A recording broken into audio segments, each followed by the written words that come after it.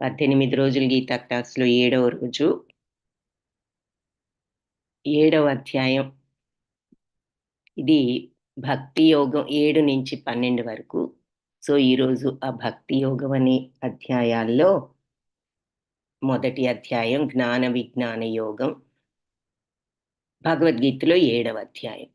ఓం అజ్ఞానతిమిరాంధస్య జ్ఞానాంజనశలాకయా చక్షురున్మిళితం యేన తస్మై శ్రీగురవే నమః.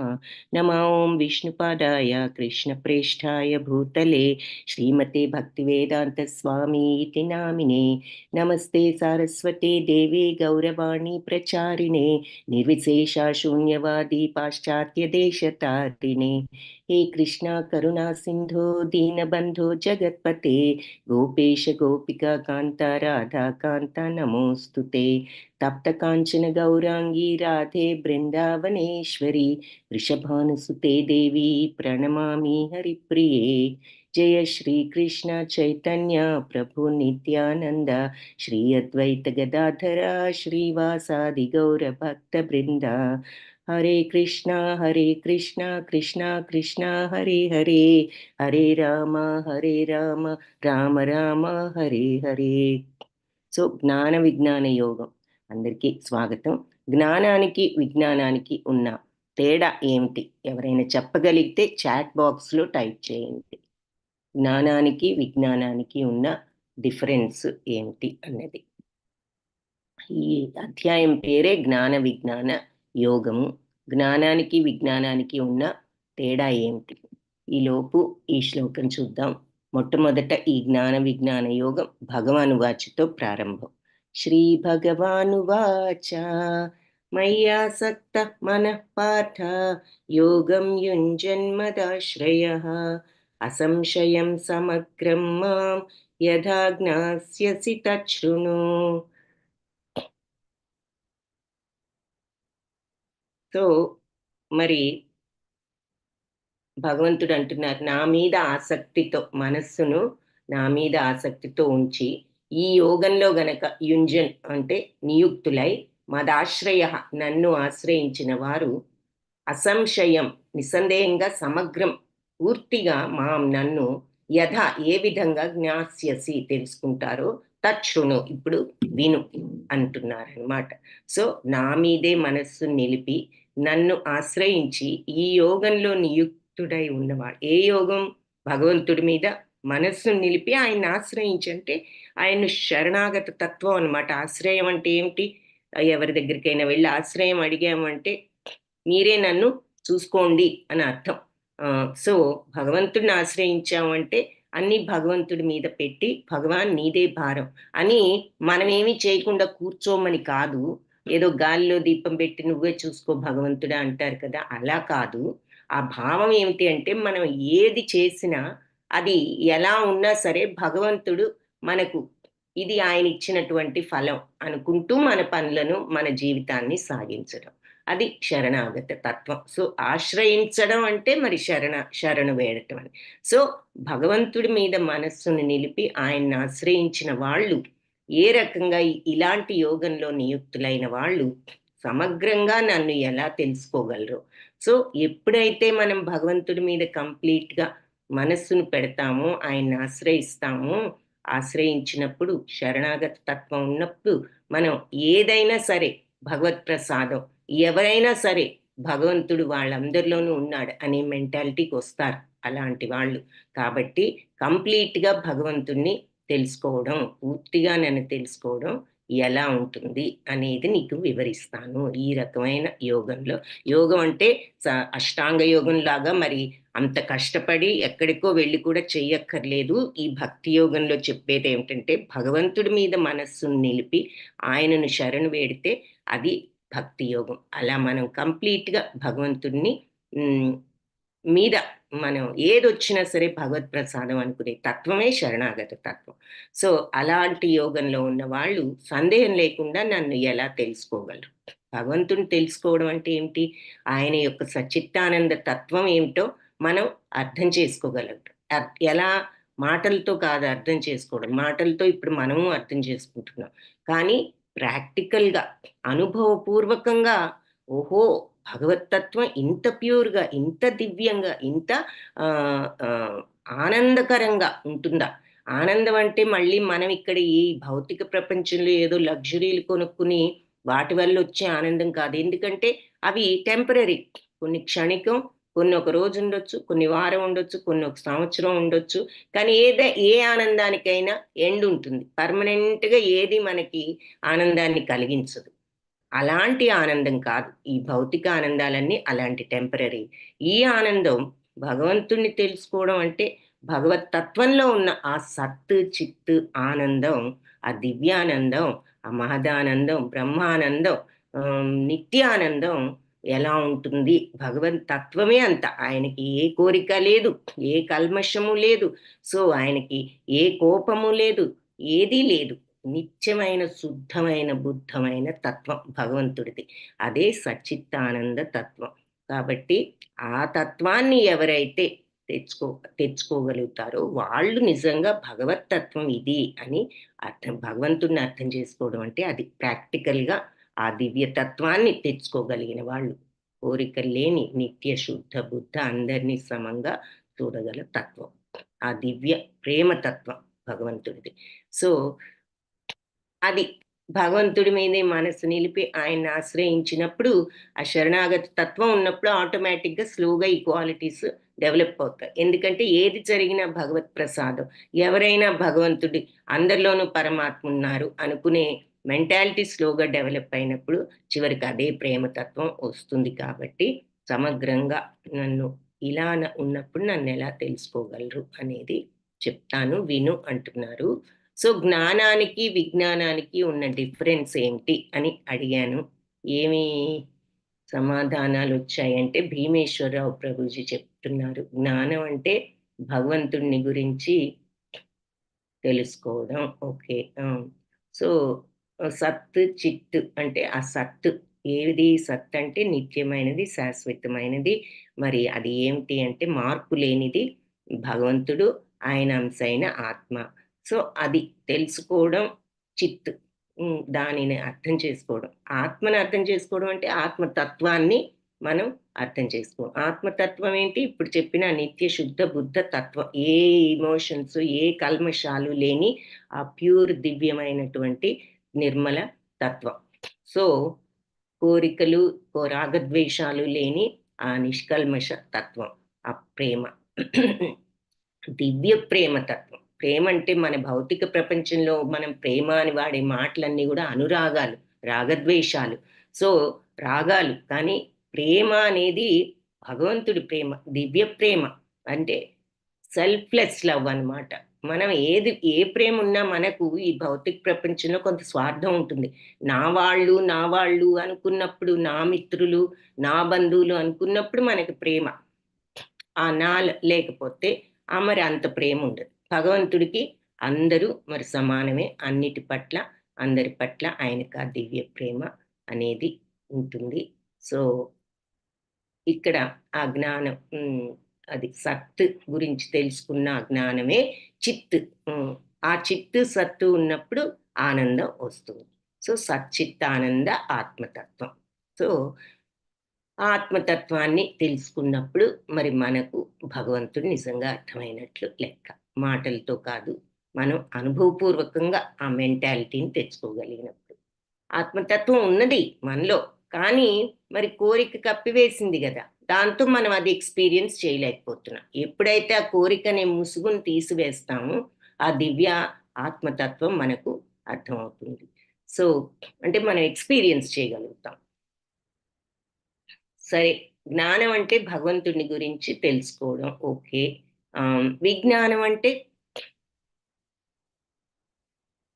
భగవంతుడిని అనుభవంతో తెలుసుకోవడం. Okay, correct. సో జ్ఞానానికి విజ్ఞానానికి ఉన్న తేడా ఏమిటి అంటే, విషయాన్ని తెలుసుకోవడం జ్ఞానం అయితే, అనుభవపూర్వకంగా ప్రాక్టికల్గా ఎక్స్పీరియన్స్ చేయగలగటం విజ్ఞానం. సో మనం కూడా కొంతవరకు విషయాన్ని అర్థం చేసుకోవచ్చు, కానీ నిజంగా ఆ తత్వాన్ని తెలుసుకున్నది విజ్ఞానం. సో థియరీ అండ్ ప్రాక్టీస్ అని మనం ఈజీగా చెప్పుకోవాలంటే చెప్పుకోవచ్చు అనమాట. ఈ రెండింటికి డిఫరెన్స్ ఏంటి అంటే, ఓకే. సో భగవంతుడి మీద మనస్సును పెట్టి ఆయన్ని ఆశ్రయించినప్పుడు ఆయన్ని పూర్తిగా ఎలా అర్థం చేసుకోవచ్చో చెప్తానంటున్నారు. ఇంకా ఏమంటున్నారు? జ్ఞానం తేహం సవిజ్ఞానం ఇదం వక్ష్యామ్యశేషతః యజ్ఞాత్వా నేహ భూయః అన్యజ్ఞాతవ్యం అవశిష్యతే. జ్ఞానము నీకు అహం నేను, సవిజ్ఞానం ఆ విజ్ఞానంతో సహా, ఇదం ఇప్పుడు వక్ష్యామి చెప్తాను, అశేషత. శేషం అంటే మిగలడం, అశేషత అంటే మిగలకుండా, అంటే కంప్లీట్గా. సో జ్ఞాన విజ్ఞానాలతో సహా నీకు ఇప్పుడు కంప్లీట్గా నీకు చెప్తాను. ఆ జ్ఞానము విజ్ఞానము రెండు కూడా నీకు పూర్తిగా చెప్తా.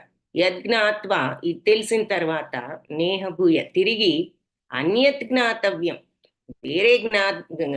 వేరే విషయాలు తెలుసుకోవాల్సిన అవసరం అవశిష్యతే అవసరం లేదు అంటున్నారు. సో నీకు ఇప్పుడు ఈ జ్ఞాన విజ్ఞానాలతో పాటు ఈ ఆధ్యాత్మిక జ్ఞానం అంతా నీకు కంప్లీట్గా చెప్తాను సంపూర్ణంగా. దీనిని గనక గ్రహించావంటే ఈ లోకంలో నువ్వు తెలుసుకోవాల్సిందేది కూడా ఇంక లేదు అంటున్నారు. మనుష్యాణం సహస్రేషు. హరే కృష్ణ మాతాజీ చెప్పండి. మాతాజీ 4th చాప్టర్ కదా మాతాజీ ఈరోజు ఓకే మాతాజీ, నేను సెకండ్ లెవెల్ తో కన్ఫ్యూజ్ అయ్యాను. Okay okay, thanks Mataji. Hare Krishna, thank you. So ఈరోజు 4th చాప్టర్ లోనే ఉన్నాము మనం. కర్మయోగం ఇంకా ఫినిష్ చేయలేదు. సో థ్యాంక్ యూ మాతాజీ, ధన్యవాదాలు. హరే కృష్ణ. అని కొంచెంసేపు నాకు అర్థం కాలేదు. ఓకే ఓకే, నిన్న సెకండ్ లెవెల్ జరిగింది, అందరికి రీజన్ చెప్తున్నాను. హరే కృష్ణ. సెకండ్ లెవెల్లో నిన్న 6th చాప్టర్ కంప్లీట్ చేశాము. సో నేను పొరపాటుగా, అంటే మీ క్లాస్ అయిన తర్వాత సెకండ్ లెవెల్ ఉంటుంది అనమాట. సో అది కంప్లీట్ చేసి నెక్స్ట్ టైం 7th చాప్టర్ చూద్దాం అనుకున్నాము. సో నేను అది మనసులో ఉంచుకుని ఈరోజు 7th చాప్టర్ అనుకున్నాను. Okay, so 4th chapter actually. Thank you Mataji. Hare Krishna. So Mataji గుర్తు చేశారు లక్కీగా మనకి. So 4th chapter. మీలో ఎవరైనా ఇలాంటిది ఏదైనా అనుమానం వస్తే ఏమి సందేహించొద్దు, మీరు అడగొచ్చు, చెప్పండి. ఇదేమిటి మనం నిన్న 3rd చాప్టర్ కంప్లీట్ చేసాం, ఈరోజు 7th చాప్టర్లో ఉన్నామేమిటి అనే డౌట్ ఎవరికైనా వస్తే మీరు అది వ్యక్తపరచడానికి సందేహించకండి. Okay, Hare Krishna. Okay, so 4th చాప్టర్ స్కిప్ అయిపోయాం. 3 చాప్టర్స్ కర్మయోగం ఇంకా ఉన్నది. సో దివ్య జ్ఞానం ఇదేమిటంటే జ్ఞాన కర్మ సన్యాస యోగం. నిన్న కర్మయోగం చూసాము, ఇది జ్ఞాన కర్మ సన్యాస యోగం 4th చాప్టర్. సో ఇది భగవద్గీతలోది అని మనకి అందరికీ ఇది తెలిసిందే.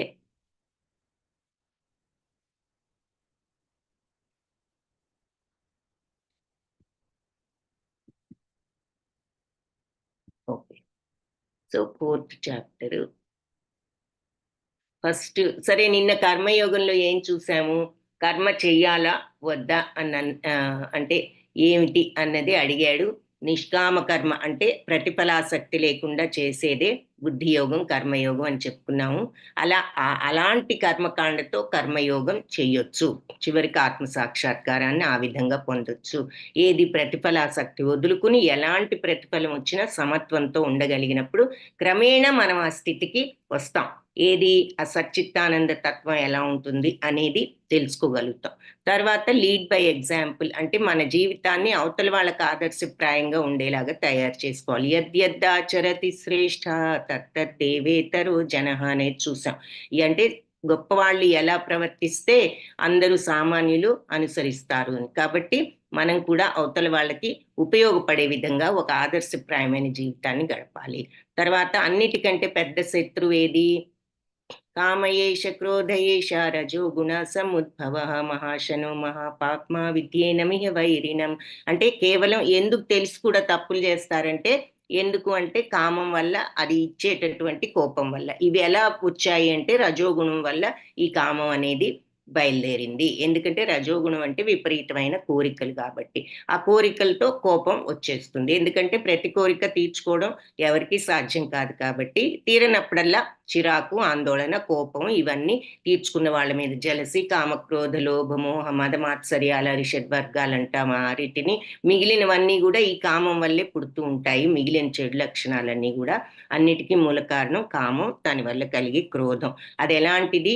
విద్యేనమిహ వైరిణం. ఈ ప్రపంచంలో అంతకంటే పెద్ద శత్రువు లేదు. మహాశనం అంటే దురాశాపూర్వకం, ఒక కోరికతో ఆగం. ఒకటి తీర్చుకుంటే వందలు వేల కోరికలు వస్తూ ఉంటాయి. మరి పాపాత్మకరమైనది కూడా, ఎందుకంటే తప్పులు కూడా చేస్తూ ఉంటుంది. సో ఎందుకు తెలిసి కూడా తప్పులు చేస్తున్నారు అంటే ఆ కోరికలు తీర్చుకోవడానికి. ఎగ్జాంపుల్ ఏం చెప్పుకున్నాము? ఎవరైనా చెప్పగలిగితే చాట్ బాక్స్ లో టైప్ చేయండి. తెలిసి కూడా తప్పులు చేయటం అంటే దానికి ఎగ్జాంపుల్ ఏం చెప్పుకున్నాం? ఒక ఎగ్జాంపుల్ చెప్పుకున్నాం. ఎవరికైనా గుర్తుంటే చాట్ బాక్స్ లో టైప్ చేయండి, చూద్దాం. సరే, ఈలోపు ఇది చూద్దాం. ఈ చాప్టర్ లో ఫస్ట్ శ్లోక భగవాను వాచతో ప్రారంభం. ఏమంటున్నారు? శ్రీ భగవాను వాచ ఇమం వివస్వతే యోగం ప్రోక్తవానహమవ్యయం విభస్వాన్ మనవే ప్రాహ మనురీక్ష్వాకవే బ్రవీత్. సో భగవంతుడు నశింపులేని యోగ శాస్త్రాన్ని నేను సూర్యదేవుడైన వివస్వానికి బోధించాను. మరి వివస్వాన్ మనవే ప్రాహ. వివస్వాన్ ఏమో మనువుకు చెప్పాడు, మనురు ఇక్ష్వాకవే బ్రవీత్. మనువేమో ఇక్ష్వాకుకి చెప్పాడు అని చెప్తున్నారు. సో ఇక్కడ ఈ చిత్రంలో చూపిస్తున్నారు భగవంతుడు సూర్యుడికి చెప్పడం, సూర్యుడు మళ్ళీ మనువుకు చెప్పడం. మానవ జాతి తండ్రి మనువు, ఆయన మళ్ళీ మానవ జాతిలో ఉన్న ఇక్ష్వాకుకు చెప్పడం చూస్తున్నా. అలా నేను ఈ శాస్త్రాన్ని బోధించాను. ఆ తర్వాత ఏం జరిగింది? ఏవం పరంపరా ప్రాప్తం ఇమం రాజర్షయో విదుః సకాలే నేహ మహతా యోగో నష్ట పరంతప. ఈ విధంగా పరంపరగా ప్రాప్తిస్తూ వస్తోంది నేను బోధించిన ఈ భగవద్గీత జ్ఞానం. ఎవరిలో? ఇమం రాజర్షయో విదుః. ఈ రకంగా రాజర్షులందరూ ఈ జ్ఞానాన్ని తెలుసుకున్నారు పరంపరగా. అంటే పరంపర అంటే ఏమిటి? ఒకళ్ళ దగ్గర నుంచి, గురువు నుంచి శిష్యుడు, మళ్ళీ ఆ శిష్యుడు తన శిష్యుడికి, ఆ శిష్యుడు తన శిష్యుడికి, ఇలా ఒకరి దగ్గర నుంచి ఒకరికి జనరేషన్స్ గా రావటం అనమాట. వంశ పారంపర్యం అంటాం, ఇక్కడ గురు శిష్య పరంపర. సో అలా వస్తోంది ఈ జ్ఞానం. రాజర్షులందరూ అలా నేర్చుకున్నారు. అయితే సకాలేనే హరే కృష్ణ మాతాజీ.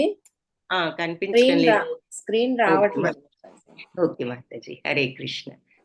చూద్దాం, షేర్ అదొకటి రికార్డ్ పెట్టట్లేదు మాతాజీ.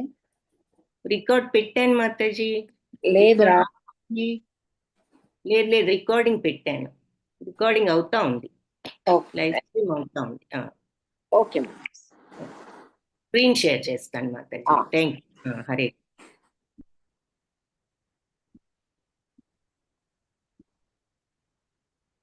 Okay okay Mataji. ధన్యవాదాలు మాతాజీ, హరే కృష్ణ. సో ఈ జ్ఞానం ఇలా పరంపరగా మీకు ఇంతకు ముందు సూర్యుడు, భగవంతుడు సూర్యుడికి చెప్పడం ఇక్కడ చూస్తున్నాం. సూర్యుడు మనువుకి, మనువు మళ్ళీ ఇక్ష్వాకుకి, ఇలా పరంపరగా ఈ జ్ఞానం వస్తూ తద్వారా రాజర్షులందరూ నేర్చుకున్నారు ఈ జ్ఞానాన్ని. సకాలేనేహ అంటే కాలక్రమేణా ఏం జరిగిందంట? మహతాయోగో, ఈ మహాయోగం నష్ట పరంతప, నష్టపోయాం. పరంతప అంటే శత్రువులను భయపెట్టేవాడ అర్జున అంటూ సంబోధిస్తూ చెప్తున్నారు. సో ఈ మహాయోగాన్ని కాలక్రమేణా ఇది నశించింది. అంటే ఎలా నశించింది అంటే పరంపరగా వస్తున్నప్పుడు మధ్యలో ఎప్పుడో ఎవరో చెప్పడం ఆపేశారనమాట. దాంతో అలా క్రమేణా ఇది అందరికీ దొరకకుండా అయిపోయింది. సో ఈ దివ్య జ్ఞానాన్ని ఈ విధంగా గురు శిష్య పరంపర ద్వారా స్వీకరించబడింది. రాజర్షులంతా కూడా దాన్ని ఆ విధంగా అర్థం చేసుకున్నారు. కానీ కాలక్రమేణా పరంపరగా ఈ పరంపర అంతా కూడా క్షీణించిపోయింది. నష్టపోయామంటే క్షీణించిపోయి ఈ యోగం అంతా కూడా నశించింది అని చెప్తున్నారు. నశించడం అంటే తెలియకుండా పోయింది ఎవరికి. సో సూర్యదేవుడు, ఇంతకీ భగవంతుడు సూర్యుడికి గీతను ఎప్పుడు బోధించారు అంటే, ఇప్పటికీ మనకి 4 యుగాలు ఉన్నాయని చెప్తాం కదా, 4 యుగాల్ని కలిపి ఒక యుగ చక్రం అంటాం. సరే, ఇందాక ఒక ప్రశ్న అడిగాను, ఎవరైనా సమాధానం చెప్తారా?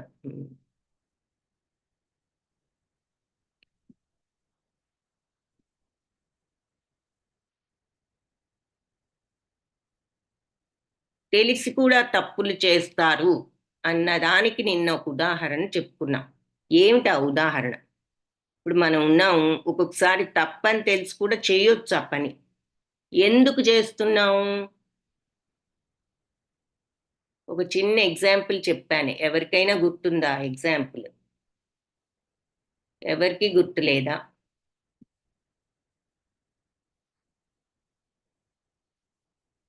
ఓకే.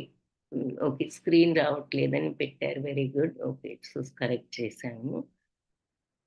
తెలిసి తప్పులు చేస్తున్నారు అంది దానికి ఒక ఉదాహరణ చెప్పాను. కారణం ఏమిటి పోనీ? తెలిసి కూడా తప్పులు ఎందుకు చేస్తున్నాం? ఇది తప్పని తెలిసి కూడా ఒక్కొక్కసారి చేస్తాం. ఎందుకు? ఏ చిన్న పనైనా మనం మన యొక్క ఓన్ దీనిని అనలైజ్ చేసి కూడా దీనికి రీజన్ తెలుసుకోవచ్చు.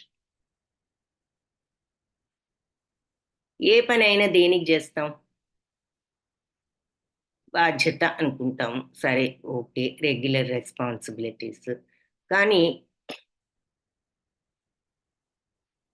తప్పు చేశాము అంటే దేనికి చేస్తున్నాం? నిన్న చెప్పిన ఎగ్జాంపుల్ ఎవ్వరికీ గుర్తులేదా? ఓకే, సో నేనే చెప్తున్నా. నిన్న మరి లంచం తీసుకుంటున్నారు. ఎందుకు తీసుకుంటున్నారు? మన కోరిక తీర్చుకోవడానికి తీసుకుంటున్నాం. అది ఏం ఎగ్జాంపుల్ చెప్తున్నాం? ఏదో వస్తువు ఉంది, కారు కొనుక్కోవాలి, దానికి మన దగ్గర డబ్బు లేదు. అదే లంచం తీసుకుంటే ఆ డబ్బు వస్తుంది, కారు కొనుక్కోవచ్చు. సో తెలిసి కూడా తప్పులు ఎందుకు చేస్తున్నారు అనేది అడిగినప్పుడు దీనిని మించిన కామయేష క్రోధయేష అని చెప్పేది ప్రాక్టీస్ చేద్దామని నేను అన్నది కూడా ఆ శ్లోకమే. సో అంతకంటే పెద్ద శత్రువు లేదు అన్నది మనం చూసాం. ఇంద్రియ నిగ్రహం లేకపోవడం. భారతీ మాతాజీ, యా, ఇంద్రియ నిగ్రహం లేకపోవడం అంటే దేనికి లేకుండా పోయింది? కోరిక వల్ల. సో కామం అది మనకి ఆ కోరిక ఉండటం వల్లే ఇంద్రియాలను కూడా నిగ్రహించుకోలేకపోతున్నాం. సో మూల కారణం ఏమిటి అంటే కామం. అది నిన్న మన పోల్లో కూడా ఒక క్వశ్చన్ వచ్చింది.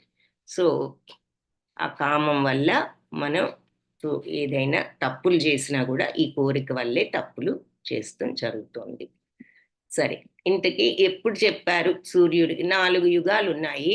ఆ 4 యుగాలు ఏమిటో మీలో చాలా మందికైనా తెలిసే ఉంటుంది.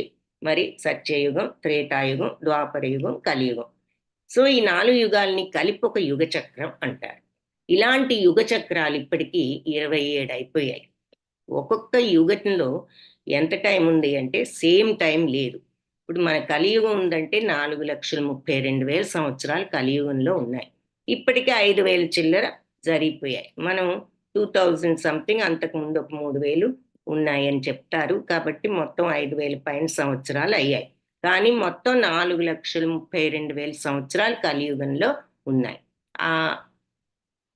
దీనికి ముందున్న ద్వాపర యుగంలో కలియుగానికి డబల్ అనమాట అది. సో 8,64,000 సంవత్సరాలు. దానికి ముందున్నది త్రేతాయుగం. త్రేతాయుగంలో మళ్ళీ ఇంకొక 4,32,000 యాడ్ చేయాలి దానికి. సో అందులో 12,96,000 ఎంతో ఉంది అందులో ఇయర్స్. దానికంటే ముందు, అన్నిటికంటే ముందు ఉన్నది సత్యయుగం. కాబట్టి దానికి మళ్ళీ ఇంకొక 4,32,000 త్రేతాయుగంలో నంబర్కి యాడ్ చేస్తే సత్యయుగంలో 17,00,000 చిల్లర సంవత్సరాలు ఉన్నాయి అన్నమాట.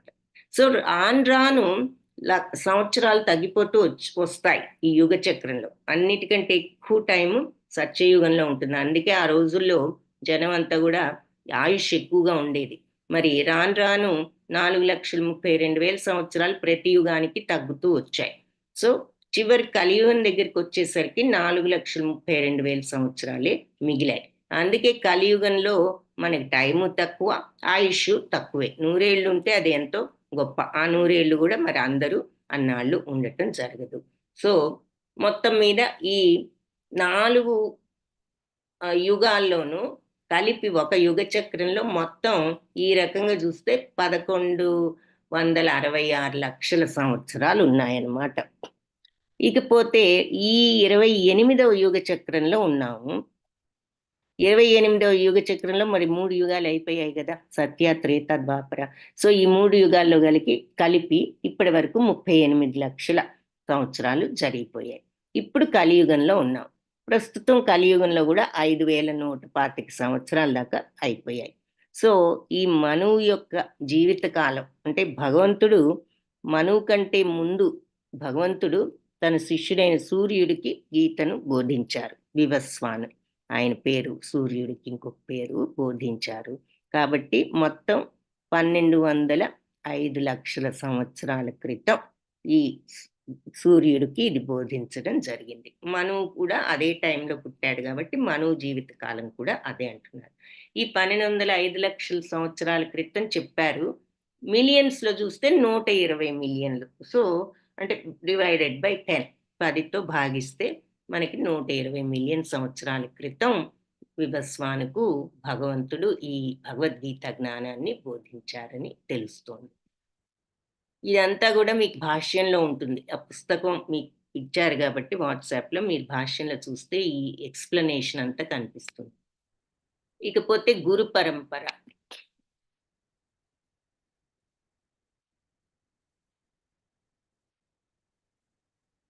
సో గురు పరంపర, ఈ యుగ చక్రాలు రిపీట్ అవుతూ ఉంటాయి.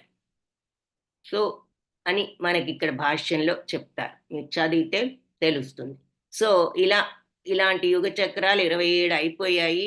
క్యాలెండర్ మంత్స్ లాగా, మరి డిసెంబర్ మంత్ అయితే మళ్ళీ డిసెంబర్ మంత్ రాకుండా ఉండదుగా, నెక్స్ట్ ఇయర్ మళ్ళీ వస్తుంది. సో అలాగే యుగ చక్రం అంటే అదొక చక్రం, అదొక క్యాలెండర్. ఆ 4 యుగాలు అయిపోయినాక మళ్ళీ రిపీట్ అవుతాయని చెప్తున్నారు భాష్యంలో. సో ఆ రకంగా క్యాలిక్యులేట్ చేసి మనకి ఇన్ఫర్మేషన్ ఇచ్చారనమాట. సో గీతను 1200 లక్షల సంవత్సరాల క్రితం చెప్పడం జరిగింది అని. సో గురు పరంపర అంటే మరి డిసిప్లిక్ సక్సెషన్ అనేది ఎలా ఉంటుంది, ఒక గురువు నుంచి మళ్ళీ శిష్యుడికి, ఆ శిష్యుడు తన శిష్యుడికి అలా చెప్పడం జరుగుతుంది. కాబట్టి దానికి ఎగ్జాంపుల్గా ఇలా పండును కోసి అందించటం, ఇతను మళ్ళీ ఈ బుట్టలో పెట్టడం, మళ్ళీ అట్లా ఒకరి దగ్గర నుంచి ఒకరికి వస్తూ ఉంటుంది ఆ ఫలితం అని చెప్తున్నారు. సో ఇది మనకి భగవద్గీత జ్ఞానాన్ని ప్రభుపాద మరి వ్యాస భగవద్గీతను ఆయన ఇంగ్లీష్లోకి రచించారు. దాని యొక్క ఆధారంగా మనం ఈ భాష్యం అదంతా కూడా చూస్తూ మనం చదువుకుంటున్నాము. సో ఇది గౌడీయ వైష్ణవ సంప్రదాయంలోని గురు ప్రభుపాద, ఆయన ఆ గురు పరంపర నుంచి వచ్చారు. సో ఆయన గురువు భక్తి సిద్ధాంత సరస్వతి. ఆ తర్వాత ఇంకా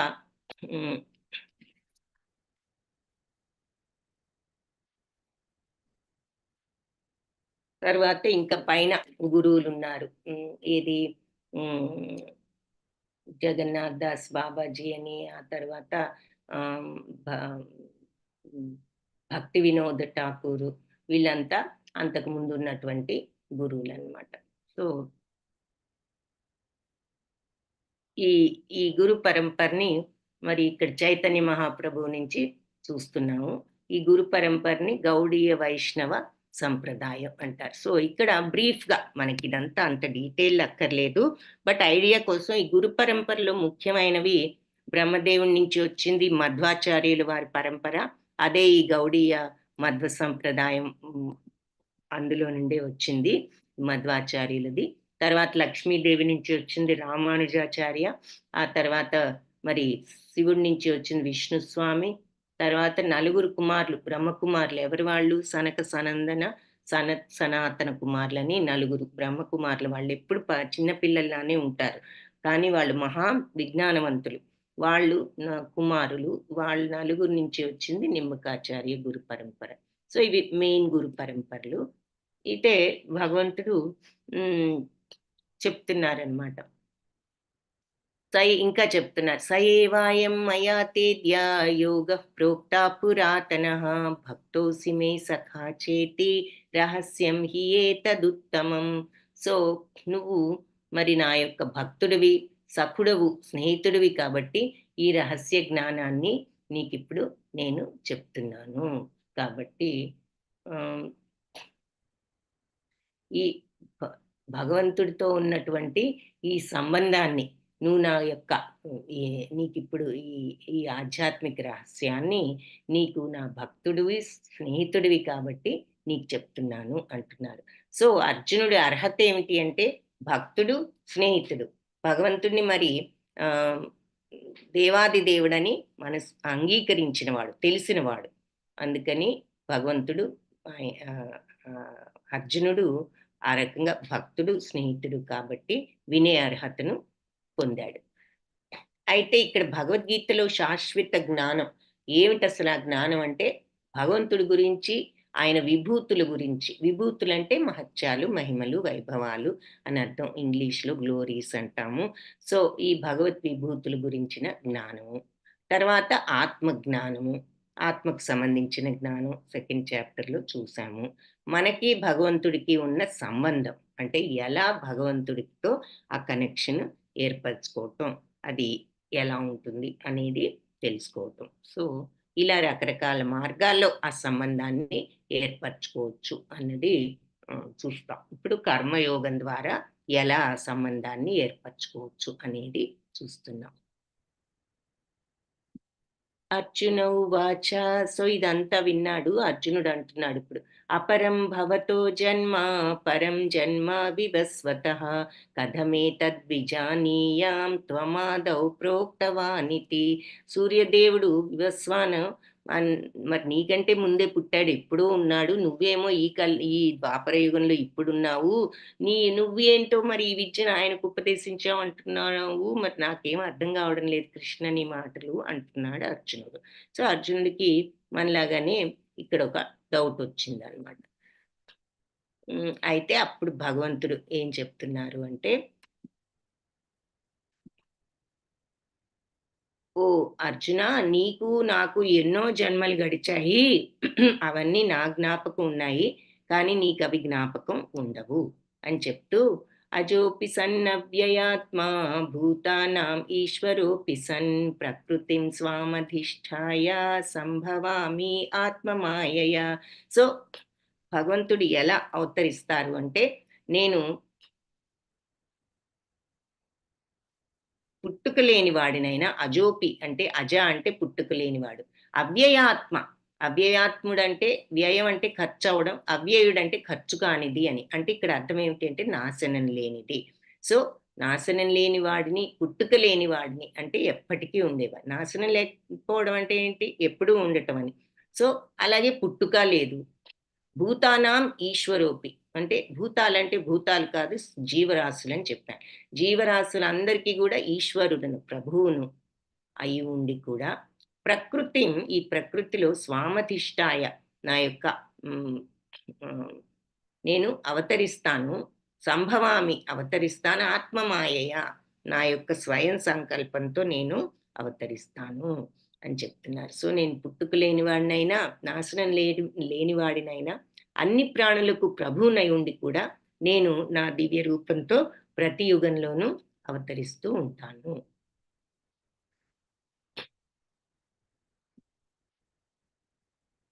భగవంతుడికి మరియు జీవుడికి ఉన్న పోలికంటూ మరి మనకేమో జన్మలు గుర్తుండవు, భగవంతుడికి అన్ని జన్మలు గుర్తుంటాయి. భగవంతుడు ఆత్మమాయ, ఆయన యొక్క స్వయం సంకల్పంతో, ఆయన సంకల్పించుకున్నప్పుడు ఆయన అవతరిస్తారు. మనం ఎలా అవతరిస్తాం, పుడతాము? కర్మఫలం ఆధారంగా మనకి జన్మ వస్తుంది, మన కర్మలను బట్టి నెక్స్ట్ జన్మ డిసైడ్ అవుతుంది. భగవంతుడు మరి మనకి భగవంతుడికి ఆత్మతత్వంలో తేడా లేదు, సచ్చిత్తానందమే. కానీ భగవంతుడు ఆయన శరీరం కూడా ఆధ్యాత్మికమే, సచ్చిత్తానందమే. మనం మామూలు భౌతిక శరీరాన్ని అంగీకరిస్తాము, అది అసత్తు, అచిత్తు, నిరానంద అంటున్నారు. మరి మన శరీరం ఎప్పటికీ ఉండేది కాదు. పైగా ఉన్నన్నాళ్ళు మనం ఆ శరీరంలో మరి ఎలా ఉంటున్నాం? ఈ మనస్సు బుద్ధులతో, రాగద్వేషాలతో ఉంటున్నాము.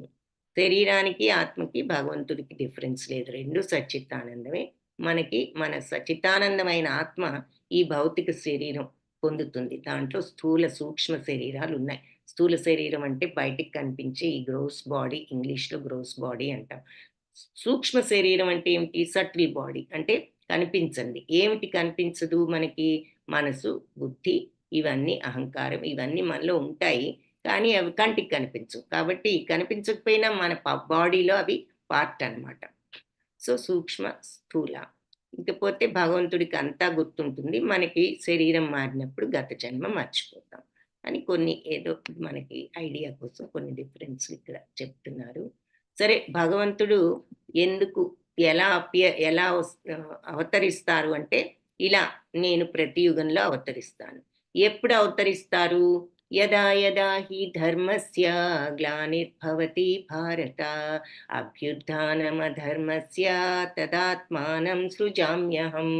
సో మీరు ఈ 2 శ్లోకాలు, ఇది నెక్స్ట్ శ్లోక ఇంపార్టెంట్, చాలా మందికి బై హార్ట్ వస్తూ ఉంటాయి. యదా యదా హి ధర్మస్య, ఎప్పుడెప్పుడైతే ధర్మం గ్లానిర్భవతి తగ్గుతూ వస్తుందో, భరతవంశస్థుడా అర్జున, అభ్యుదయం చెందుతుందో, ఏమిటి? అధర్మస్య, అధర్మం ఎప్పుడైతే అభ్యుదయం అంటే ప్రోగ్రెస్ అవుతుందో, పెరిగిపోతుందో అధర్మం, తదాత్మానం, అప్పుడు నేను స్వయంగా సృజామ్యహం, అవతరిస్తాను నేను అని చెప్తున్నారు. సో ఎప్పుడెప్పుడు ధర్మం తగ్గిపోతుందో, ఎప్పుడైతే అధర్మం పెరిగిపోతుందో, అప్పుడు నేను స్వయంగా అవతరిస్తాను అని చెప్పి భగవంతుడు ఎప్పుడు అవతరిస్తారన్నది ఇక్కడ చెప్తున్నారు. అయితే ఎందుకు అవతరిస్తారన్నది ఈ శ్లోకంలో చెప్తున్నారు. పరిత్రాణాయ సాధూనాం వినాశాయ చ దుష్కృతాం ధర్మ సంస్థాపనార్థాయ సంభవామి యుగే యుగే.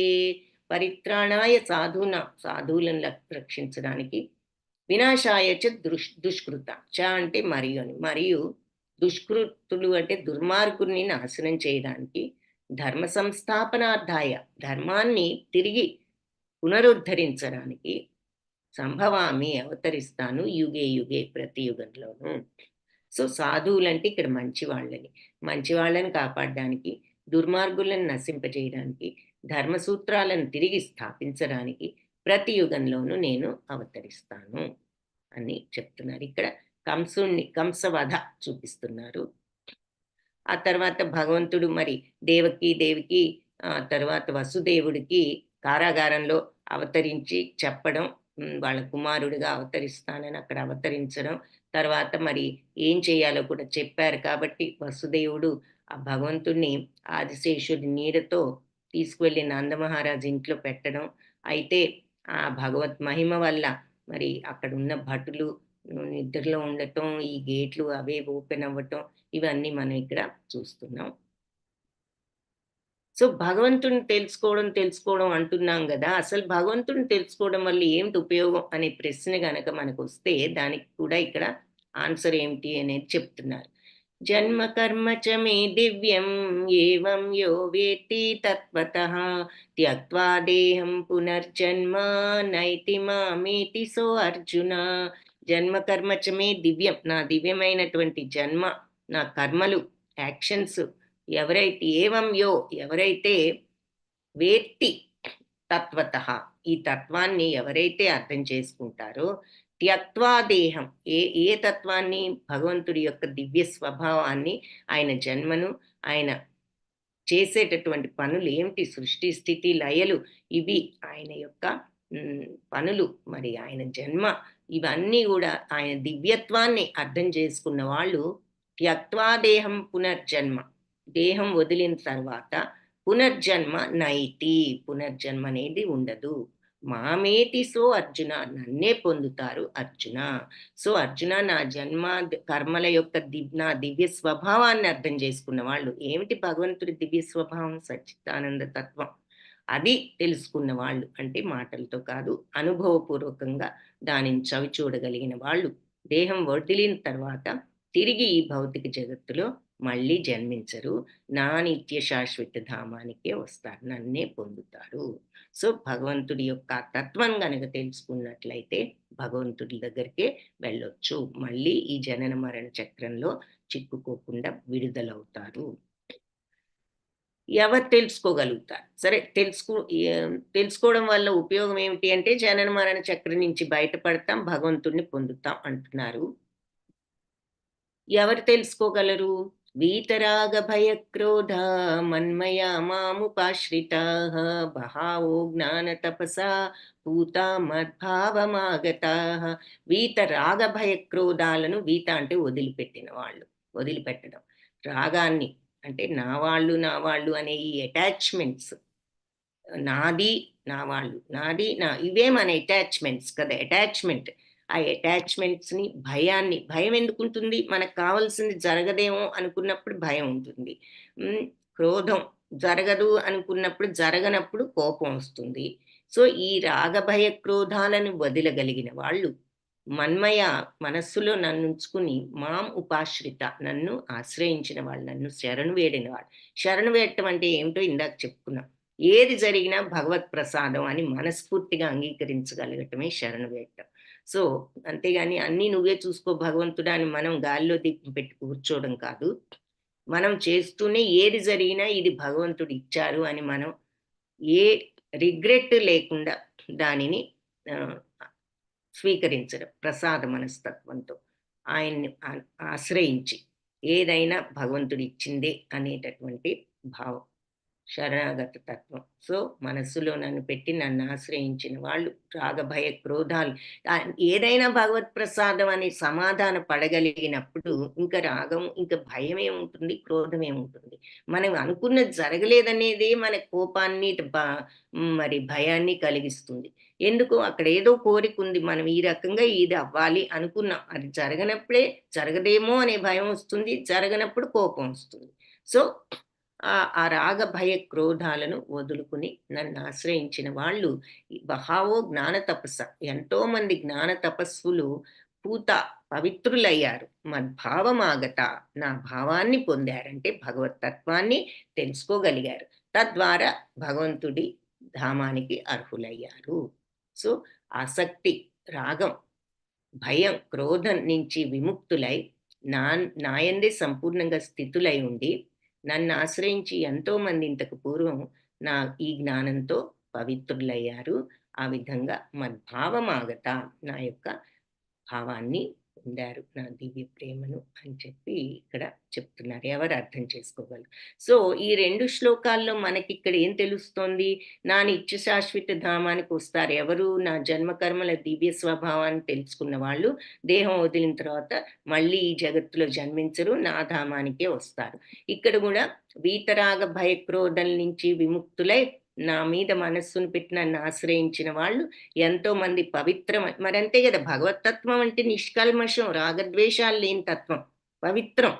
సో పవిత్రులై ఆ విధంగా భగవంతుడి యొక్క దివ్య ప్రేమను పొందారు అని చెప్పి ఎవరు అర్థం చేసుకోగలంటే ఈ రాగ భయ క్రోధాలను వదలగలిగినప్పుడు ఆ నిష్కల్మష తత్వం వస్తుంది. కాబట్టి ఇక్కడ ప్రతి అధ్యాయానికి యోగము అనే పేరు ఉంది చివర్లో. యోగము అంటే భగవంతుడితో ఆ కనెక్షన్, ఇలా భగవంతుడి యొక్క తత్వాన్ని తెలుసుకోవడము యోగము. అయితే ప్రతి అధ్యాయానికి యోగం అని ఎందుకు పేరు వచ్చింది? ఎవరైనా చెప్పగలరా?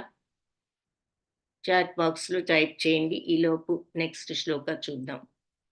ఏ యథా మాం ప్రపద్యంతే తాంస్తథైవా భజామ్యహం మమ వర్త్మానువర్తంతే మనుష్య పార్థ సర్వశః.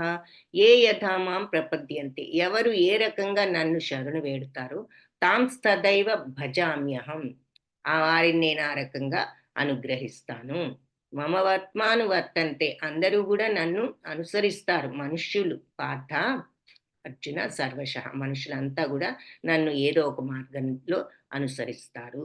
ఎవరు ఏ విధంగా శరణు చొచ్చుతారో ఆ విధంగా వారిని అనుగ్రహిస్తాను. అందరూ కూడా ఏదో ఒక విధంగా నా మార్గాన్ని అనుసరిస్తారు. అంటే ఇక్కడ మరి కర్మయోగం ద్వారా ఈ పనులు చేస్తూనే భగవంతుని చేరుకోవడానికి ప్రయత్నించవచ్చు. అలాగే జ్ఞానయోగం ద్వారా ఈ విషయాన్ని అర్థం చేసుకుని భయరాగ భయ క్రోధాలను వదులుకోవాలి అనే జ్ఞానంతో అవి వదులుకోవడానికి ప్రయత్నిస్తూ ఆ సమత్వంతో అలా భగవంతుని పొందొచ్చు. తర్వాత అష్టాంగ యోగం. మరి అష్టాంగ యోగం అంటే మరి ఎన్నో దశలు ఉంటాయి. ఇంద్రియ నిగ్రహణ, మనో నిగ్రహణ, శరీర నిగ్రహణ, ఒక ఆసనంలో కూర్చోవడం, మా ఊపిరిని నిగ్రహించడం అంటే ప్రాణాయామం, అంటే ఊపిరిని కూడా ఒక పద్ధతిలో పీల్చడం, తర్వాత ఇంద్రియాల్ని మనసుని నిగ్రహించుకుని ఫైనల్గా ధ్యానంలోకి వెళ్ళి సమాధి స్థితిలోకి వెళ్ళడం. సో అలా అష్టాంగ యోగం ద్వారా కొంతమంది, తర్వాత భక్తి యోగం, సో భక్తి భావంతో కొంతమంది.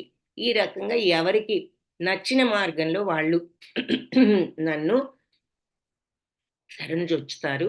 వాళ్ళు ఎవరు ఏ రకంగా శరణు చొచ్చితే నేను ఆ రకంగా వాళ్ళని అనుగ్రహిస్తాను. అందరూ కూడా ఏదో ఒక మార్గాన్ని తీసుకుంటారు అని చెప్పారు.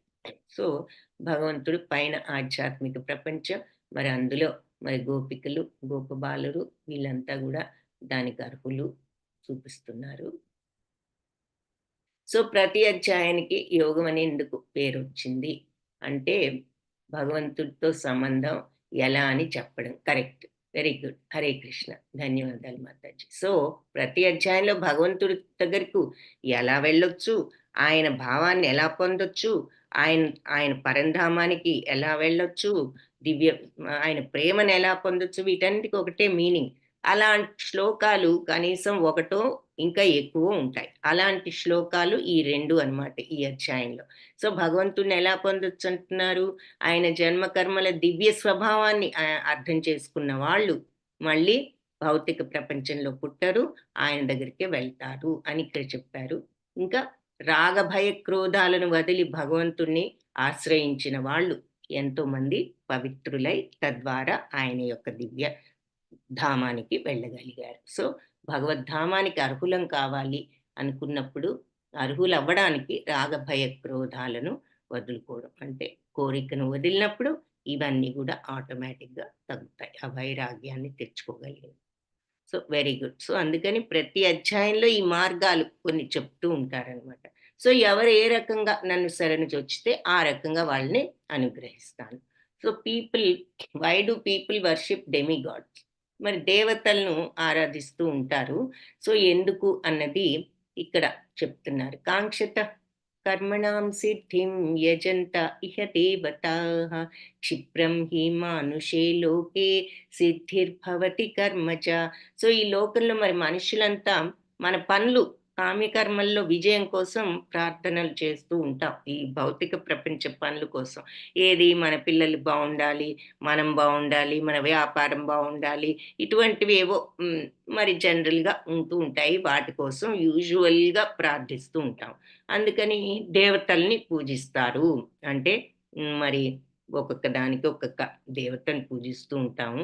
అందుకని త్వరగానే భౌతిక ప్రతిఫలాలు సిద్ధిస్తాయి. మనం పూజలు సరిగ్గా చేసినప్పుడు ప్రార్థన మనస్ఫూర్తిగా ఆ దేవతలకు మనకు అవంతా కూడా సిద్ధిస్తాయి, మన యొక్క కోరికలు. అయితే అంటే ఏమిటంటే ఇక్కడ ఆ భగవంతుడు,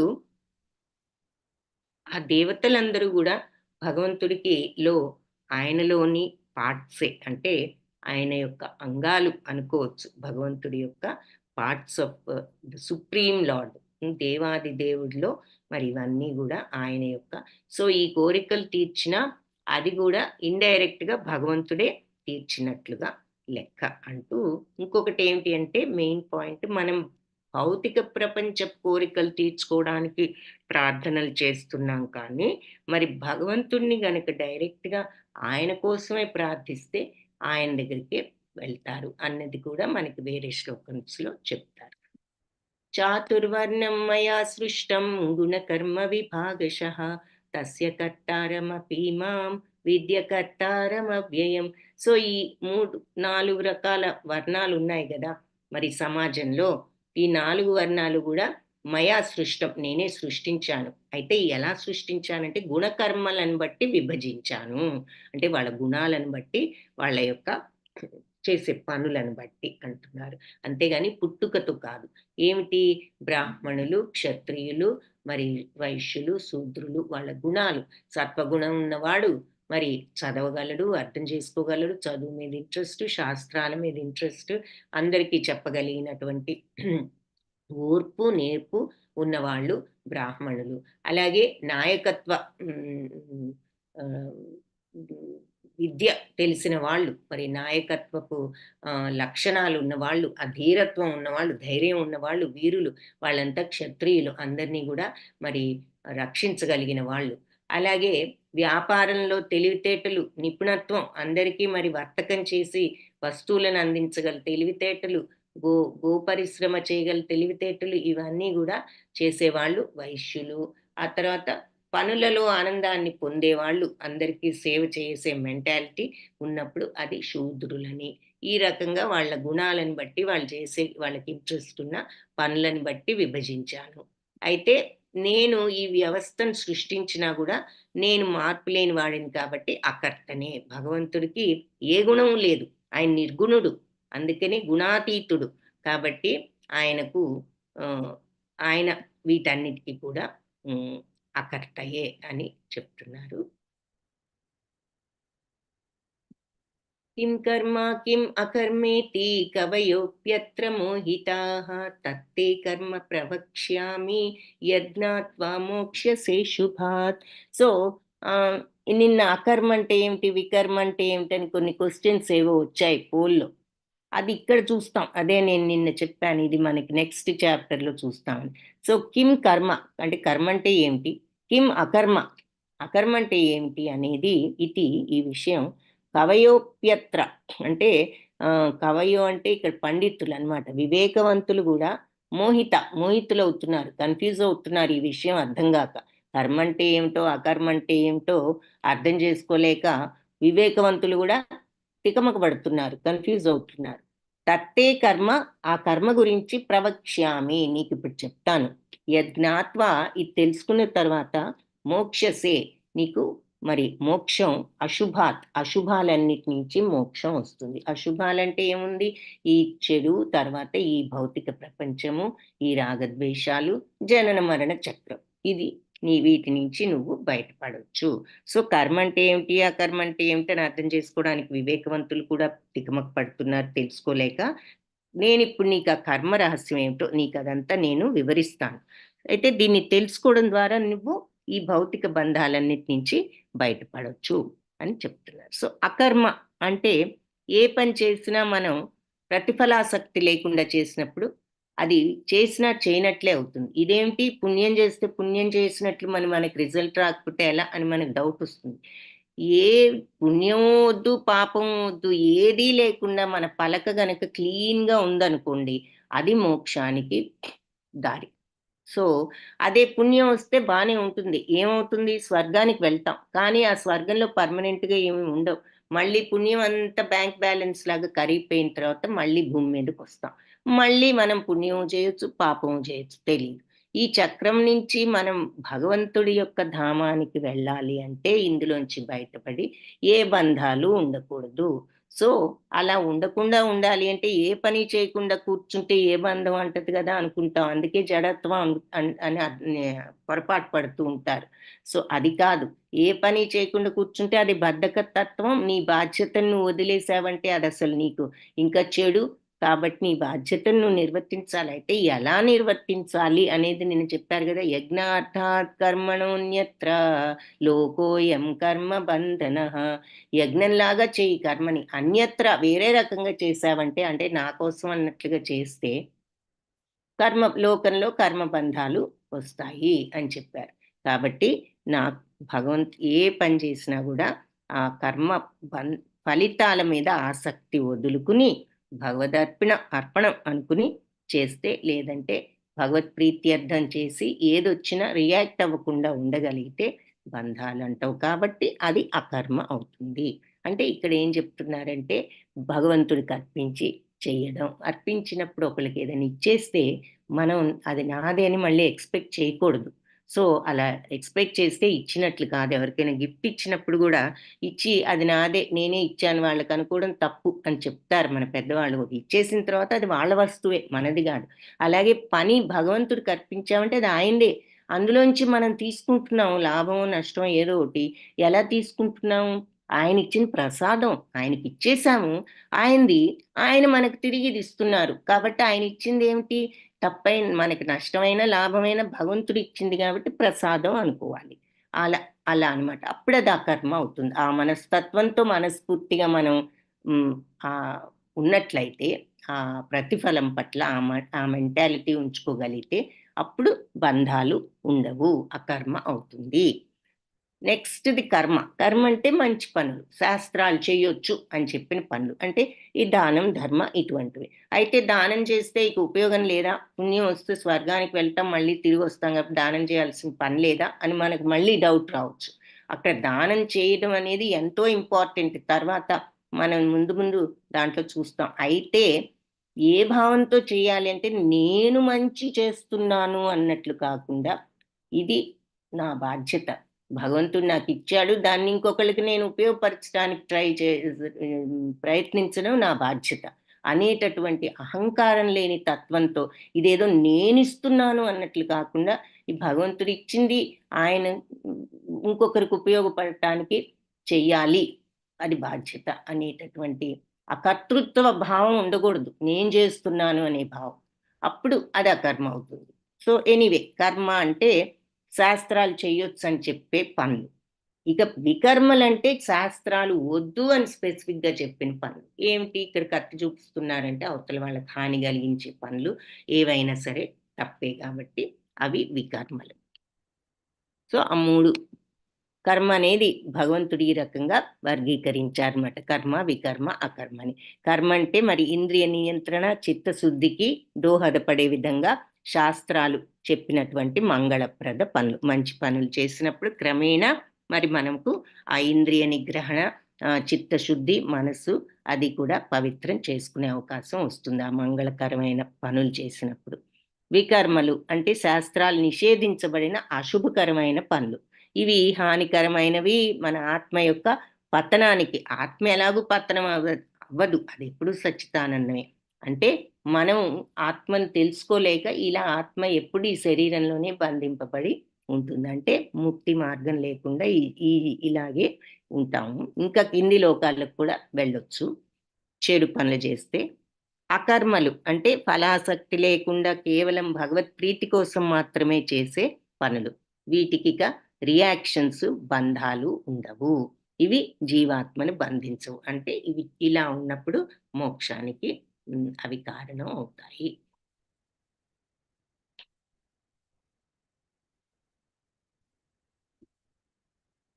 సో భగవంతుడు మరి మాయనే నియంత్రించేవాడు. ఆయన రూపం కూడా శాశ్వతం అని చూసాం. మనం మాయ చేత నియంత్రింపబడతాం. మరి ఈ సత్వరజ స్తమో గుణాలు మనల్ని ఈ రకంగా తోలుబొమ్మలాట్లాడుస్తున్నాయన్నది ఇక్కడ చూపిస్తున్నారు. తద్విద్ధి ప్రణిపాతేన పరిప్రశ్నేన సేవయా ఉపదేక్ష్యంతి తే జ్ఞానం జ్ఞానినస్తత్వదర్శినః. సో తద్విద్ధి ప్రణిపాతేన, ఈ రకంగా వినయంగా, ప్రణిపాతేన అంటే గౌరవంగా ఒక గురువుని చేరి గురువు గారి దగ్గర ఏ రకంగా మనం జ్ఞానాన్ని అభ్యసించాలి అనేది ఇక్కడ చెప్తున్నారు.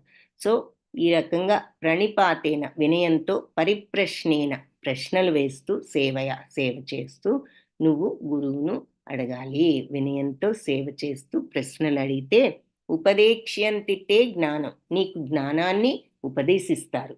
జ్ఞాని అయిన అతను తత్వదర్శిన, తత్వాన్ని దర్శించిన వాడు. సో ఎలాంటి గురువు? తత్వాన్ని దర్శించిన గురువు. అంటే తత్వం అంటే ఆత్మతత్వాన్ని తెలుసుకోగలిగిన వాడు, పరతత్వాన్ని తెలుసుకోగలిగిన వాడు, భగవత్ దివ్య ప్రేమను అర్థం చేసుకున్నవాడు. ఎలా? ప్రాక్టికల్గా, మాటలతో కాదు.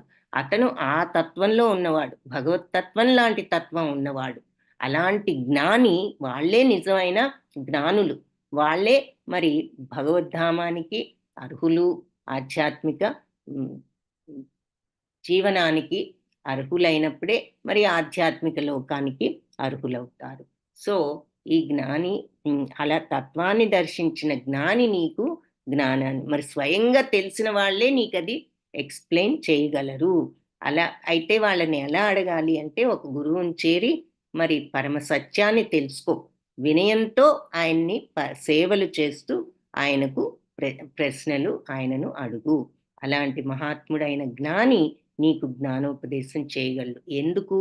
ఆయనే స్వయంగా యథార్థాన్ని దర్శించినవాడు కాబట్టి. ఇక్కడ బలరామకృష్ణులు వాళ్ళ గురువు గారి ఆశ్రమంలో చదువు నేర్చుకోవడం చూస్తున్నాం. ఎవరికైనా తెలుసా బలరామకృష్ణులు వాళ్ళ గురువు గారి పేరేంటి? ఏ గురువు ఆశ్రమంలో వీళ్ళు నేర్చుకున్నారు? కుచేలుడు, సుధాముడు కూడా ఇదే గురువు గారి దగ్గర నేర్చుకున్నాడు. అందుకే ఆ రకంగా వాళ్ళు చిన్ననాటి స్నేహితులు. సో ఎవరు ఆ గురువు గారు? ఇక్కడ చూస్తున్నాము. ఆయన పేరేమిటి?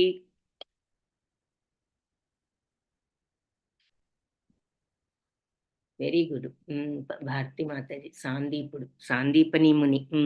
సాందీపని ముని ఆశ్రమంలో వీళ్ళు గురు విద్యను అభ్యసించారు. బలరామకృష్ణుడు, సుధాముడు కూడా అక్కడే.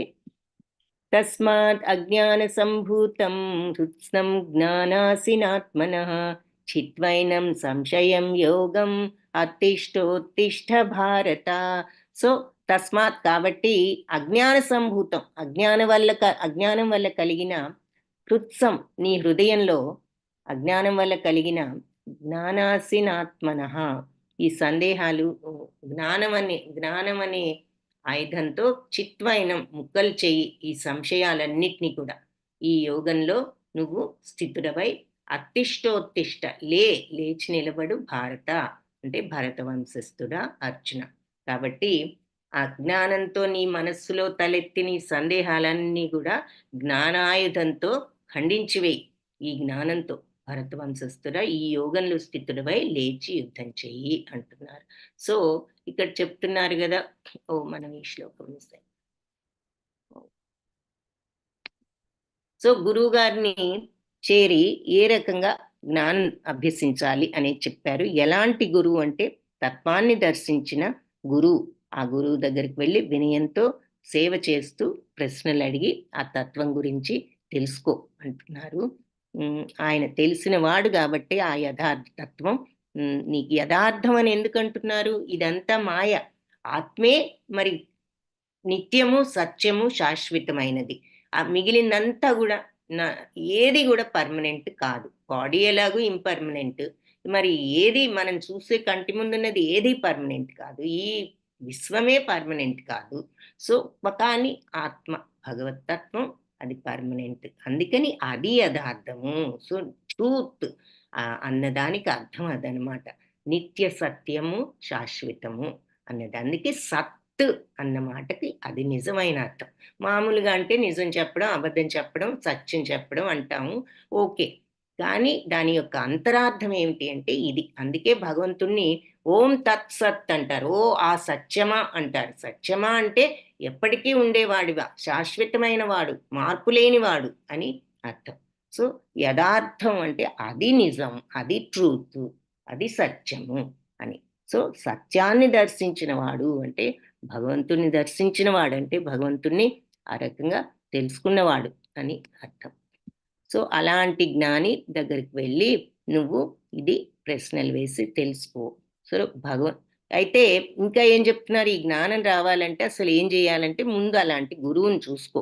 ఆ తర్వాత శ్రద్ధావాన్ లభతే జ్ఞానం తత్పర సంయతేంద్రియ జ్ఞానం లబ్ధ్వా పరాం శాంతిం అచిరేణాధిగచ్చతి. శ్రద్ధావాన్ లభతే జ్ఞానం. శ్రద్ధ ఉంటేనే, శ్రద్ధ ఉన్నవాడికి వస్తుంది ఈ జ్ఞానం అంటున్నారు. శ్రద్ధ లేనిదే ఏ పని చేయలేం. అలాంటిది ఈ జ్ఞానం రావాలంటే ఎంత శ్రద్ధ ఉండాలి? తత్పర సంయతేంద్రియ, దాంతో వాళ్ళు ఆ శ్రద్ధతో ఇంద్రియాలన్నింటినీ కంట్రోల్ చేసుకుంటారు. మరి సాధన చేయాలంటే శ్రద్ధ ఉండాలి. ప్రొద్దున్నే లేచి మనం కాసేపు మెడిటేషన్, భగవన్నామం జపించాలంటే ఒక డిసిప్లిన్ ఉండాలి. ఒక రోజు 2 రోజులు చేసి చేయలేకపోతే ఇంకా మనకి డిసిప్లిన్ లేనప్పుడు ఆ మార్గంలో ఎలా ప్రోగ్రెస్ అవ్వగలుగుతాం? సో శ్రద్ధ ఉండాలి అన్నిటికంటే ముందు. ఆ తర్వాత సంయతేంద్రియ, ఇంద్రియాల్ని ఆ శ్రద్ధతో క్రమేణా నిగ్రహించుకోవాలి. జ్ఞానం లబ్ధ్వా, అప్పుడు క్రమేణా నీకు జ్ఞానం లభించి పరమశాంతి అచిరేణాది గచ్చతి, త్వరలోనే నీకు ఆ పరమశాంతి, దివ్యశాంతి లభిస్తుంది. సో ఈ దివ్య జ్ఞాన తత్పరుడై ఆ దివ్య జ్ఞానం కోసం శ్రద్ధ విశ్వాసాలు ఉన్నవాడు, మనోనింద్రియాల నియంత్రణ అభ్యసించిన వాళ్ళు దివ్యాధ్యాత్మిక జ్ఞానాన్ని పొందడానికి అర్హులవుతారు. సో శ్రద్ధ విశ్వాసం రెండూ ఉన్నప్పుడు మెల్లగా ఆ ఇంద్రియాలను కంట్రోల్ చేసుకోగలుగుతారు. మరి ఆధ్యాత్మిక జ్ఞానాన్ని పొందే అర్హత కలిగిన వాళ్ళు అవుతారు. ఇటువంటి శ్రేష్టమైన జ్ఞానంతో వాళ్ళు జ్ఞానం లబ్ధ్వా, జ్ఞానాన్ని తెచ్చుకుని పరమశాంతిం అచిరేణాది గచ్చతి అంటే మరి త్వరలోనే శాశ్వతమైన పరమశాంతిని గచ్చతి పొందుతారు అని చెప్తున్నారు. సో శ్రద్ధావాన్ లభతే జ్ఞానం, ఇక్కడ అది అనమాట ముఖ్యమైన పాయింట్. జ్ఞానం కోసం ఎవరైనా ముందు శ్రద్ధ విశ్వాసం. శ్రద్ధ అంటే ఆ డిసిప్లిన్ ప్లస్ విశ్వాసం, రెండు, ఫెయిత్ అండ్ డిసిప్లిన్ ఉండాలి. ఆ రెండు కూడా శ్రద్ధ, అది ఉన్నప్పుడు శ్రద్ధా విశ్వాసాలు మరి మనం ఈ ఆధ్యాత్మిక జ్ఞానాన్ని పొందేటటువంటి అర్హతతో అంటే మరి అది ఉంటే గాని ఇంద్రియ నియంత్రణ ఇవన్నీ కుదరవు. అవన్నీ ఇంద్రియాలను నియంత్రించి తద్వారా వాళ్ళ జ్ఞానంతో త్వరలోనే మరి ఈ పరమశాంతిని పొందుతారు అని చెప్తున్నారు. అగ్నశ్చ శ్రాద్ధ, ఎవరు సాధించలేరు? సో ఈ జ్ఞానాన్ని ఎవరు సాధించగలరంటే శ్రద్ధావాన్, శ్రద్ధా విశ్వాసాలు ఉన్నవాళ్ళు. ఎవరు సాధించలేరు? మరి అశ్రద్ధ ఉన్నవాళ్ళు. అగ్నశ్చ అశ్రద్ధధానశ్చ సంశయాత్మ వినశ్యతి నాయం లోకోస్తి నా పరో న సుఖం సంశయాత్మన. అగ్నశ్చ అంటే జ్ఞానం లేనివాడు, అజ్ఞానంతో ఉన్నవాడు. అశ్రద్ధధానశ్చ, అశ్రద్ధతో ఉన్నవాడు. సంశయాత్మ అంటే సందేహించేవాడు, విశ్వాసం లేదన్నమాట. అవిశ్వాసంతో ఉన్నవాడు వినశ్యతి, నాశనం అవుతాడు. సో ఆ అజ్ఞానం అంటే ఏమిటి? ఆ శ్రద్ధా విశ్వాసాలు లేకపోవడమే అజ్ఞానం. సో అవి రెండు లేని వాళ్ళు నాశనం అవుతారు. నాయంలోకి వస్తే నాశనం అవ్వడం అంటే మరి ఇందులోనే ఈ జనన మరణ చక్రంలో ఇంకా మనం చెడు పనులు చేస్తే ఇంకా కింది లోకాలకు వెళ్ళడం జరుగుతుంది. సో నాయంలోకొస్తే నా పర, ఈ లోకంలో గాని పరలోకంలో గాని వీళ్ళకి ఉండదు ఏమిటి? సుఖం. నా సుఖం సంశయాత్మన, సంశయాత్ములకు ఈ లోకంలో గాని పరలోకంలో గాని సుఖం లేదు అంటున్నారు. సో ఈ జ్ఞానం విశ్వాసం రెండు లేని వాళ్ళు, అనుమానం పడేవాళ్ళు, అంటే విశ్వాసం భగవంతుడి మీద విశ్వాసం లేనప్పుడు ఈ భగవద్జ్ఞానాన్ని పొందలేరు. సందేహించే మనసున్న వాళ్లకు ఈ లోకంలో గాని పరలోకంలో గాని సుఖం లేదు. ఫెయిత్ లేనప్పుడు ఇక మనకి సుఖం అనేది లేదు. సో అశ్రద్ధ సంశయాత్మ ఉన్నప్పుడు ఈ లోకంలో గాని పరలోకంలో గాని ఇక సుఖం లేదు. తస్మాత్ అజ్ఞాన సంభూతం, అది ఆ తర్వాత చెప్తున్నారు. అందుకని అజ్ఞానంతో నీ మనస్సులో కలిగిన ఈ సందేహాలన్నిటినీ కూడా జ్ఞానం అనే ఈ ఆయుధంతో ముక్కలు చేసి లేచి యుద్ధం చెయ్యి. ఈ యోగంలో నువ్వు స్థితుడవై నీ ఈ యుద్ధాన్ని చెయ్యి అంటున్నారు. హరే కృష్ణ కృష్ణ కృష్ణ హరే హరే, హరే రామ రామ రామ హరే హరే. ఇతి షోడశకం నామనం కలికల్మషనాశకం నాతః పరతరోపాయ సర్వవేదేషు దృశ్యతే. హరే కృష్ణ కృష్ణ కృష్ణ హరే హరే, హరే రామ రామ రామ హరే హరే. ఈ అన్ని వేదాలు వెతికిన కలియుగంలో ఈ విషపూరిత ప్రభావాలను రూపుమాపడానికి మరి 16 పేర్లున్నాయి. హరే కృష్ణ మహామంత్రం కంటే వేరే ఉపాయం లేదని కలిసంతరణ ఉపనిషత్తులో ఉన్నదని చెప్తున్నారు. వాంఛాకల్పతరుభ్యశ్చ కృపా సింధుభ్యేవ చ పతితానాం పావనేభ్యో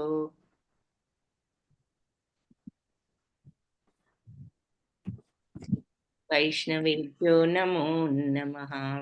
హరే కృష్ణ. అయితే ఈ గీతా పాఠంలో మరి మనం ఏం నేర్చుకున్నాము అంటే, అత్యంత పాపకర్మలను ఆచరించేవాడు సహితం ఈ దివ్యమైన భగవద్జ్ఞానాన్ని ఆశ్రయించినట్లయితే దుఃఖాలతో కూడిన ఈ భవసాగరం నుంచి దాటుకోగలుగుతారు అని చెప్తున్నారు. సో ఈ పాపాలు చేయొచ్చు. సో ఈ పాపాలన్నీ చేసి కూడా ఇంకైతే ఏదో ఒకటి చేసేసి మనం ఫైనల్గా ఇందులోకి రావచ్చు అన్నది కాదు ఇక్కడ పాయింట్. తెలియక అజ్ఞానంతో ఆ మార్గంలో ఉన్నవాళ్ళు కూడా ఈ జ్ఞానాన్ని గనక తర్వాత అర్థం చేసుకుని ఆ మార్గంలో ప్రయాణం చేయగలిగినప్పుడు, ఏమిటా మార్గం? భగవంతుని తెలుసుకునే ఆ మార్గం. అంటే ఆ దివ్య తత్వాన్ని, ప్రేమ తత్వాన్ని అలవర్చుకోగలిగినప్పుడు, భగవంతుడి యొక్క నిత్య శుద్ధ బుద్ధ తత్వాన్ని వాళ్ళు అనుభవపూర్వకంగా తెలుసుకోగలిగినప్పుడు, ఆ సచ్చిత్తానంద తత్వాన్ని వాళ్ళు ఆ రకంగా ఈ భవసాగరాన్ని దాటగలరు అని చెప్తున్నారు. దానికి మరి భగవన్నామ స్మరణ ఈ కలియుగంలో మనకు మార్గం. ఈ తత్వాన్ని అర్థం చేసుకోవాలన్నా అలవర్చుకోవాలన్నా అని చెప్తున్నారు. సో దీనికి ఉదాహరణ ఎవరు అంటే వాల్మీకి. మరి ఆయన దారులు కొట్టేసే మరి చివరికి నారద మహర్షి వచ్చి ఆయన కనువిప్పు కలిగించి చివరికి ఆయన రామనామాన్ని ఉపదేశిస్తే ఆ రామ అనడం కూడా చేత కాకపోతే మరా మరా అని అనుకుంటూ ఉండు అని చెప్తే మరా మరా అంటూ ఆ రామనామాన్ని వాల్మీకి అంటే చుట్టూ పుట్టలు కట్టడం, మరి ఆ పుట్టలు కట్టేంత వరకు ఆ నామాన్ని తదేకంగా జపించి చివరికి ఆయన రామాయణాన్ని కూడా రాసేటంతటి మహర్షి అయ్యారు. సో మరి ఎలాంటి వాళ్ళైనా ఆ జ్ఞానాన్ని తెచ్చుకోగలిగిన తర్వాత ఇక వాళ్ళు ఆ స్థితికి రాగలరు అన్నది చెప్తున్నారు. సో అది మన 4th చాప్టర్. రేపటి చాప్టర్లో కూడా చాలా ఇన్ఫర్మేషన్ ఉంటుంది కర్మయోగం గురించి. ఇంకా సో మంచి చాప్టర్స్ ఈ 3 నిత్య జీవితంలో మనకు మరి మన పనులు మనం చేస్తూనే భగవంతుణ్ణి పొందేట